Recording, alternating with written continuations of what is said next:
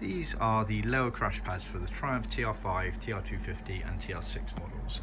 These have been fully trimmed up using our retrim kits. So our retrim kits are available in vinyl or in leather, and then they're also available in no stitching versus double top stitch like these ones here. So these have been done in the top stitch version in black leather, but we can offer obviously other colours, other materials and no stitching on them. Strictly speaking, these are fitted to a TR6. You can see here from the cutaway here in the lower crash pad on the driver's side, that is for the steering lock, but they do fit those other cars anyway regardless of that.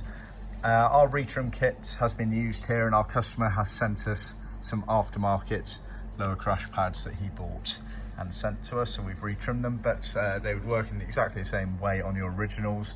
You want to be going over the top of your original materials. Don't cut away the plastics or the foams, just tidy it all up and go over the top of them.